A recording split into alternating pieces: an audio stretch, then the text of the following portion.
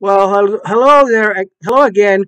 Um, this is Noob DM Ariel coming to you from beautiful Northern California. Welcome to the Noob DM channel. And once again, if you're new here, and it's a beautiful Saturday afternoon from Northern California. And I thought what I would do today is I would talk to you about the magic system. No, I'm not talking about the popular Magic the Gathering or anything like that. I'm talking about specifically the spellcasting system and the magic, how magic works. In case you're not familiar with how magic works in the fifth edition version of Dungeons and Dragons, and kind of taking a critical look at how it works in other similar role playing games, tabletop role playing games, and kind of offer some suggestions on how to improve it. Because in my opinion, in my honest opinion, having worked or having played on a couple of 5e campaigns, I personally think that the magic system for 5th edition doesn't work that well. It's kind of broken. And in this video, I wanted to give the reasons why I think this is the case.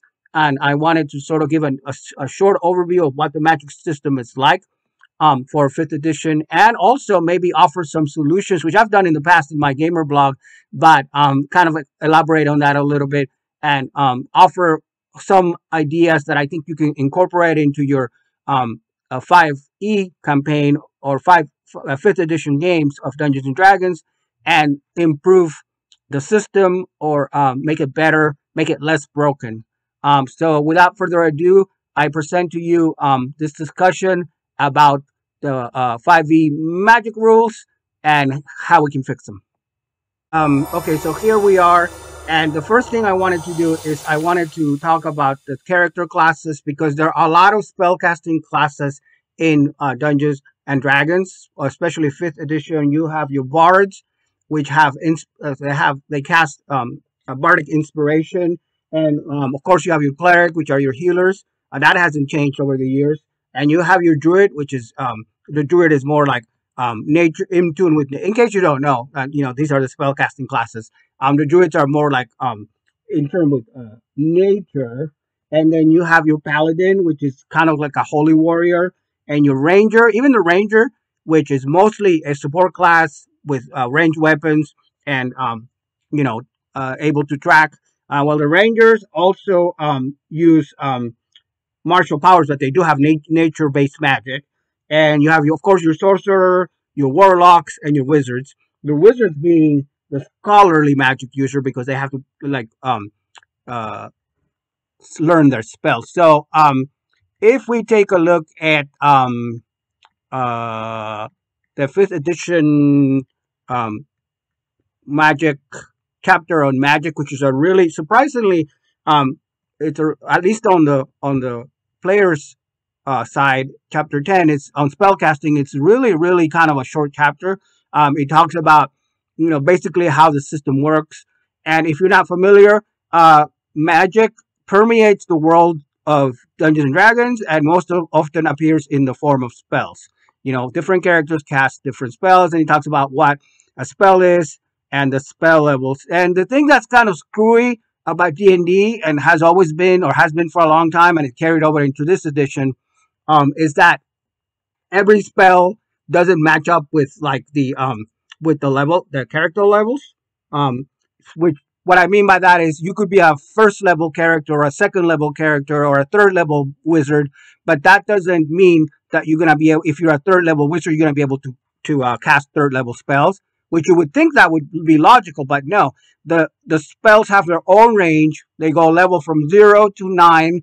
A 0 level spell is called a cantrip, and it's basically a spell that the wizard or the spellcaster memorizes, and so they know they can cast it at any time without having to rest, or without having to really it's kind of like rechargeable. It's kind of, if you're familiar with the 4th edition at will powers, and then there was the encounter powers and the daily powers, and your at will powers you could use anytime you want it. It's kind of the same idea for the cantrips, And then for the wizards, especially, they have to know and prepare the spells before they can use them. And then they have this idea of the spell slots, which is again carried over from previous editions. And basically that means that when you have a spell, you can cast it at different slots, and depending on your or spellcasting class, you get X number of slots per day or per encounter that you can use, depending on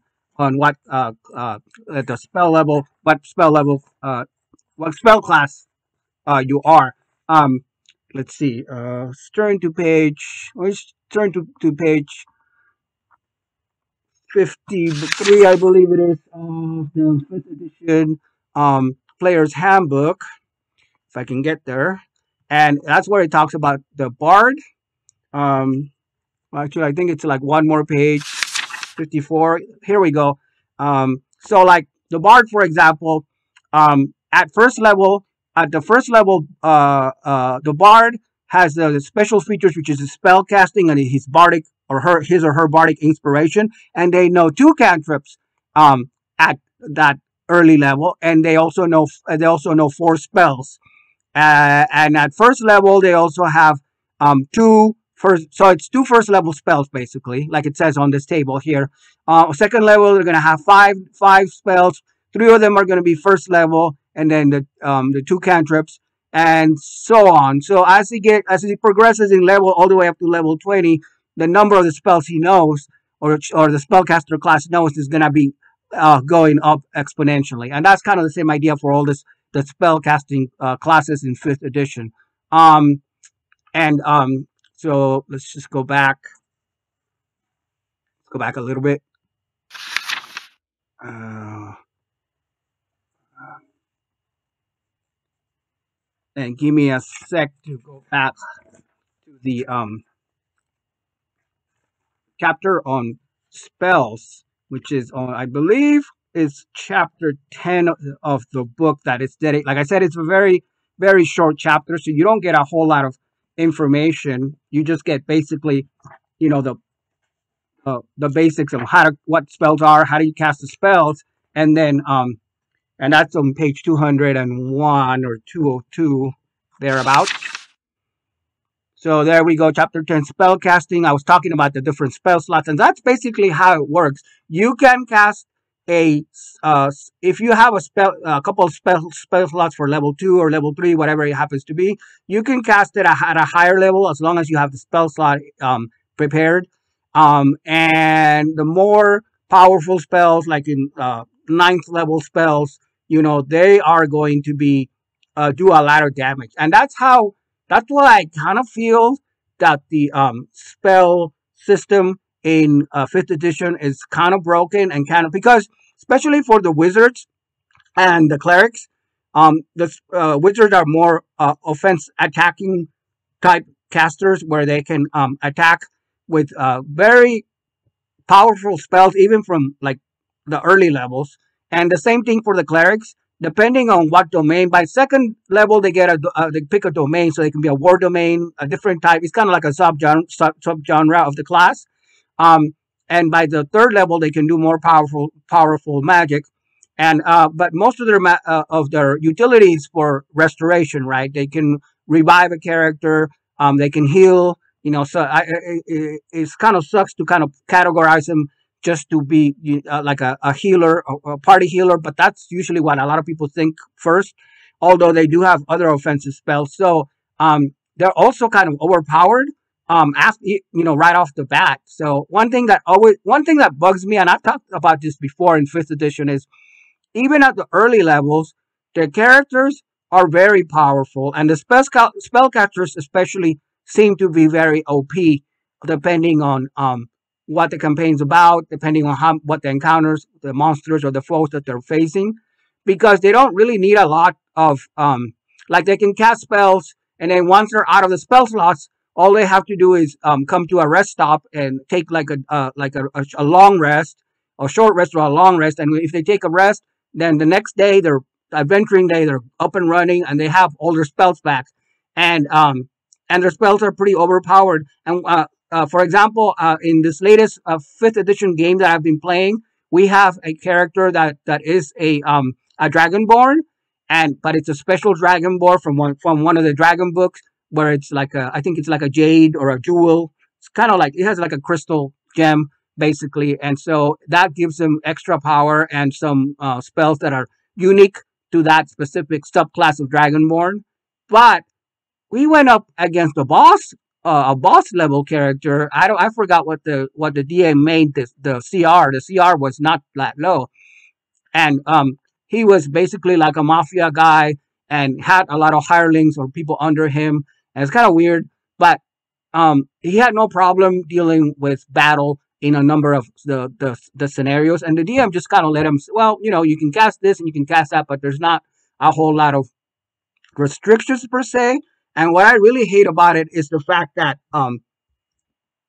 there doesn't seem to be like a way for the spells to actually have any spell failure. I know in second edition and earlier versions of the game, the spellcasters were kind of weak, so it's almost like they went a whole different direction, the other way around, the other extreme, where because casters were so squishy and didn't have a lot of power in lower levels. Now it's kind of they want people to have. Like this started with fourth edition, I think, and it carried over into the new edition where they want people to be able to have power, right off the bat and not really and to be able to do something with combat every time. But the problem I have is that it's not really realistic because the spells work every time. Like every time a spellcaster will, I'd say like 90% of the time, there is no reason for the spells not to work. I know that some spells require concentration, and so if the cast theoretically, if the concentration gets broken, then the spell will fizzle out. In my experience on the games that I've been playing fifth edition, at least on my table, this doesn't happen a lot. It's like most of the spells will always work because the DM wants to keep the narrative moving. They want to keep the story moving, and the characters want to keep on progressing. And in order for that to happen, I think there's a lot of leeway um, in the way that happens, even at the lower tiers. Fourth edition, you had your heroic tier, and you had your middle tier, and you had your champion tier. So you had like the three tiers, and as you progress in levels, you get more powerful. But so that the monsters theoretically, so that the foes, so that the challenges and the traps. But it doesn't seem to always be the case, at least for the games that I've been playing. So I don't know if that's just uh, a personal criticism of fifth edition, but I do have some ways that I think this can be mitigated if you're running a campaign and you come across this problem with spellcasters. There are ways which I'm going to briefly touch upon, which we can mitigate the problem or make it at least more of a challenge if that's what the players and the DM is looking for. If everybody agrees to a more challenging game, which tends to be kind of fun, um, in my opinion, because there's more of a challenge and there's more of a risk for danger, and it's just better combat, I think, and better story. And plus, it's more realistic, like I said, So I will turn to other games. One of the games that I really like is the Dungeon Crawl Classics, which is kind of like an OSR type game, and it has its own unique magic system. Now, I'm not saying overhaul all of 5e to fit this system. What I'm saying is you can take some cues or some elements or some parts of this spellcasting system and import it into your fifth edition campaign if you're a DM.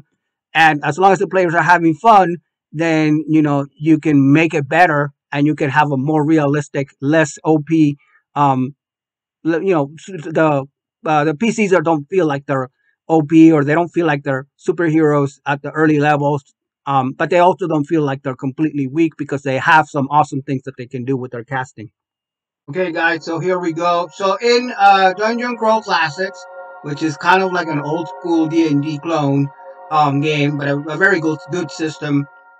They have this thing called spell checks. So when your character casts a spell, this is straight from the book, page 106 of the core manual. So when your character casts a spell, you roll a d20 and add your caster level, and this is what they call a spell check. So you can also add your personality modifier. If I was translated to 5e, I would probably use like a wisdom modifier for a cleric, and if you're a wizard, I would use like an intelligence modifier. So basically, you add that, and then you go to this table to apply the modifiers, and then you compare the results on the casting tables for that spell. In general, the spell is going to succeed if your spell check is equal to or higher than a base DC of 10 plus 2 times the spell's level. So if I was if I was using a third level cleric spell, it would be 10 plus 2 times 3, which is 6. So the difficulty uh, class would be 16. The DC would be 16. So the higher, obviously, the higher you roll, the more extraordinary will be the result. And they also have criticals and fumbles. This is what I really like because 5th edition casting makes no mention of spell failure. You know, but it makes no mention of what happens if you roll a critical, or what happens if it doesn't even address that. It's not part of the system. Whether you what happens if you roll a critical, if you roll a one. So what happens? The only thing that happens is, like I talked about before, briefly touched upon, is you lose concentration, and some spells require concentration, and then the spell fizzles out. But there's no other adverse um, consequences to that. But in D DCC, Dungeon Crawl Classics, a spec check result of a natural one is always a failure. And so it can result in something called corruption or disapproval. And basically, what corruption is you have this corruption table where, because a lot of times the spells are especially the wizard spells, they're theorized to be coming from like a deep, you could tap into a demon or an entity, and you could theoretically, as you progress higher and higher, there's a price that you pay. Some people will pledge themselves to like another entity, and so might be in getting corruption gradually. So like something bad will happen every time, and it gets worse as you go up in levels. Um, in terms of it talks about corruption and also about disapproval. And disapproval is mostly for the cleric class, because the clerics, as we know, are usually deriving their playing their spells, their spell power comes from a deity or a god that they pledge themselves to. And what's cool about it is that in Dungeon Crawl Classic, unlike Dungeons and Dragons, 5th edition, unlike 5e, in Dungeon Crawl Classics, you can have your deity mad at you or turn away from you if you feel that, or disapprove from you if you don't roll well, or if you're not going with your alignment, or you're not role playing your character in a specific way, which is more consistent or with older editions of D&D, and also it's more realistic. I think that the deities would behave this way. Um, because you're deriving your power mostly not from an arcane source, but from like a god or an entity, or divine source. I guess is divine power. So the way saving throws against spells, I would not use this. I would kind of keep it, in line with the 5th edition rules and magic rules. And basically, the way that I'm fine with that with that system. And the way that works is, let me find it real quick so I can refer to that. Um, PDF is a little hard to control, but anyway, he talks about uh, concentration, talks about but it does talk about the spell save. Let me look at the book real quick and find the exact find the exact section that talks about saving throws. Okay, it's on page 205, 205 of the um DM's got. I'm sorry, of the player's handbook for 5th. So let's go there.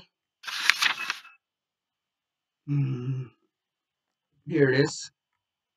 Attack roll saving throws. So the way it works in 5th edition is many spells specify that a target can make a saving throw to avoid some or all of a spell's effect. The DC to resist one of your spells equals 8 plus your spellcasting ability modifier, which is determined by the class, by the way. So the spellcasting modifier is gonna be ability modifier is gonna be different depending if you're a wizard or you're a sorcerer or you're a cleric, and then plus your proficiency bonus, also determined by your class and any and level and any special modifier, such as if you're wearing armor or not. Because if you're wearing armor, that's going to be hard for a magic user of any kind to actually um, you know cast their spells, obviously.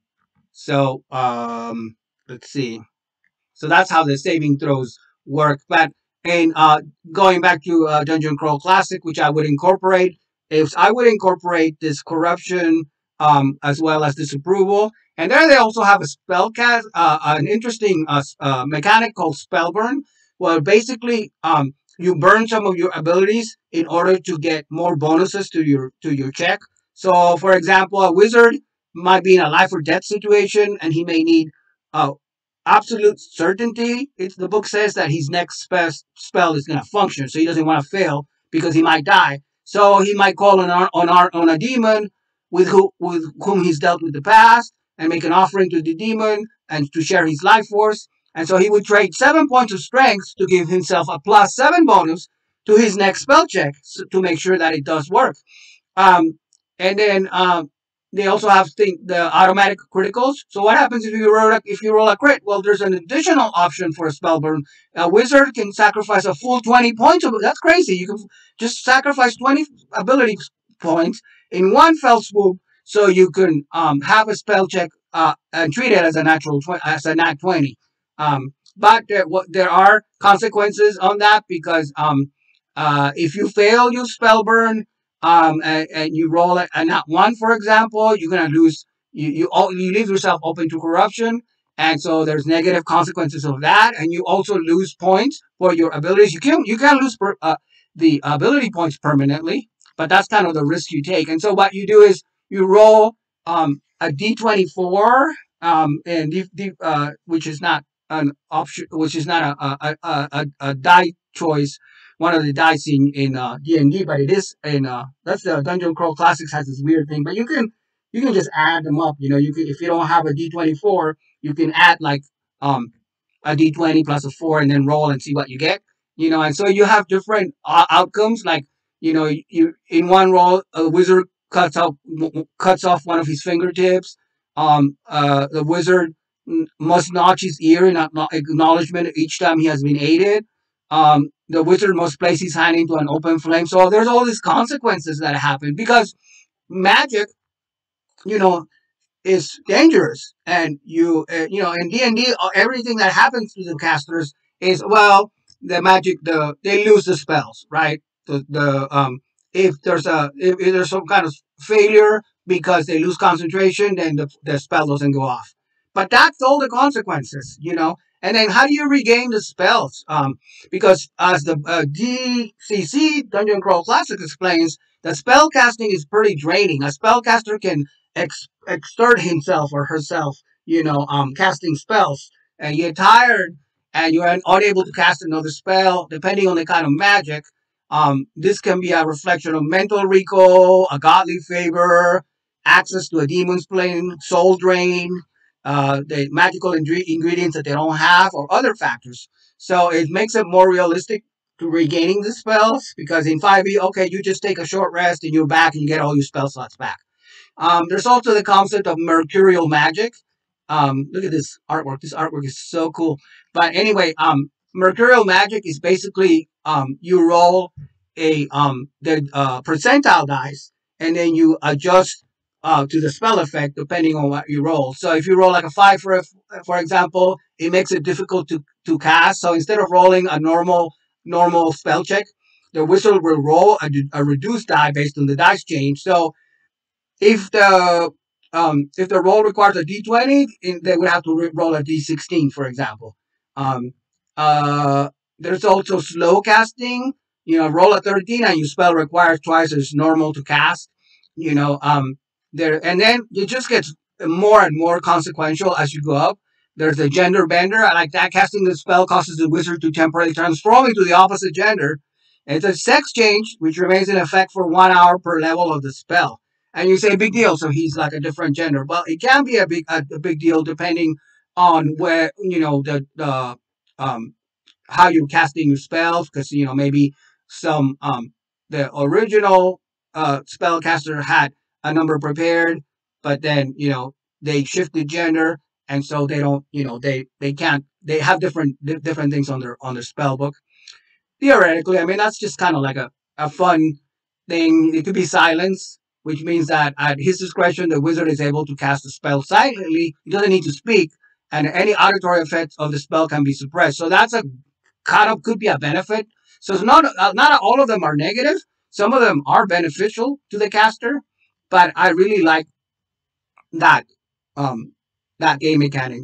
Also, I like corruption because there's the minor corruptions as well as major. So as you go up in spells, Dungeon Crawl Classics makes you have major corrupt. You roll a d10 and you could have a major corruption.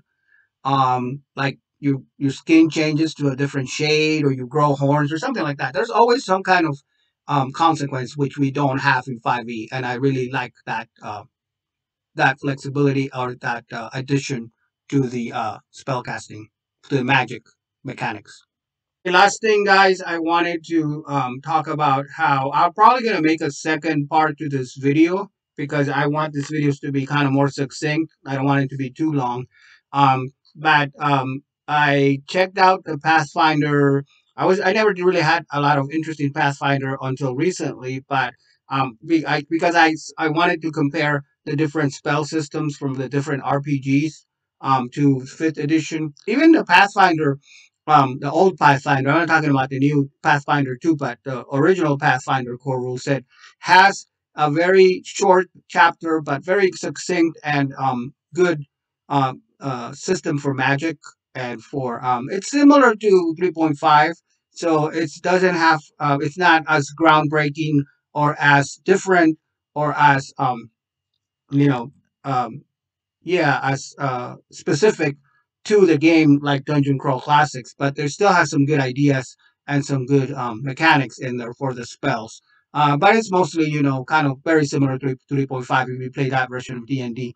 So I will probably discuss that at a later time or a second follow-up to this video. In conclusion, I just want to say that it's kind of sad. It's kind of a bummer that the Dungeons and Dragons, the fifth edition, which is the official kind of the best known and the core flagship game for Wizards of the Coast. That, in my opinion, the at least from the player's handbook, the magic system is it's inferior. It seems almost incomplete. It seems almost like lazy game design where they didn't take the time. Like something like Dungeon Crawl Classics, I think is so much better and so much more realistic, and adds so many components to the spell casting that makes it more fun to play and more balanced too.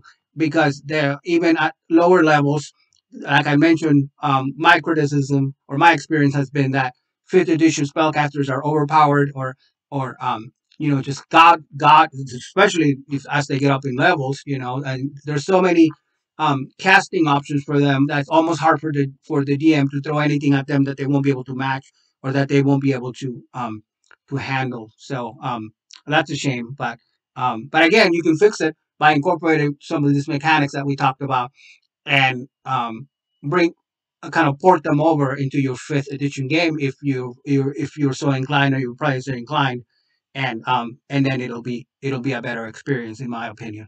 So that's all I have for today. Thank you so much for tuning in.